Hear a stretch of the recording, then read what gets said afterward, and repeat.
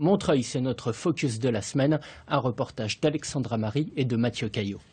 Pour bien comprendre l'enjeu de la conquête de cette mairie de Montreuil, il faut avoir en tête qu'il s'agit d'une ville très militante, une ville où les électeurs votent massivement à gauche, mais la question est de savoir pour ces municipales, quelle gauche, rose, verte ou rouge. La tension entre les candidats est déjà palpable, même si vous allez le voir, le ton est encore assez mesuré.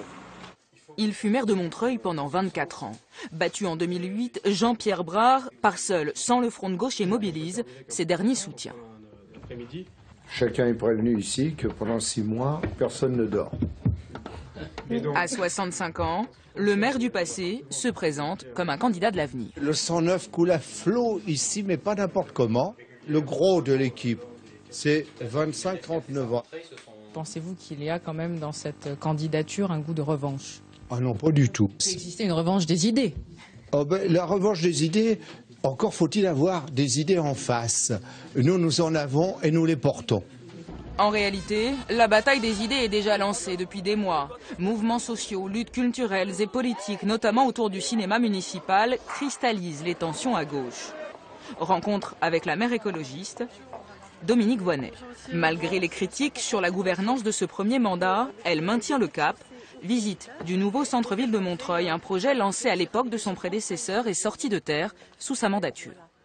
On a entendu des critiques par rapport à ce projet lié à la bétonisation et au côté trop commercial. Non, ces critiques, c'est moi qui les avais formulées. J'avais formulé des critiques sur effectivement des bâtiments qui avaient une vocation à la fois de commerce et de logement de luxe. Notre objet n'est pas de chasser les Montreuillois du centre-ville au profit des populations qui franchissent le périphérique parisien. Notre projet, c'est la diversité. Car Montreuil attire les bobos et doit conjuguer entre classe moyenne et quartier populaire. Dans ce paysage, un nouveau député socialiste, Razi Hamadi, 34 ans.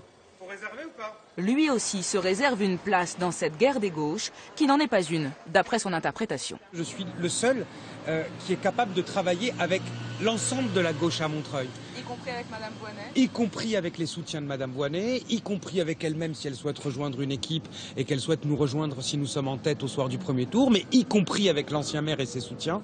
Nous n'avons pas d'ennemis à gauche. Montreuil, palette bigarrée de la gauche, a donc jusqu'à mars prochain pour choisir sa couleur dominante.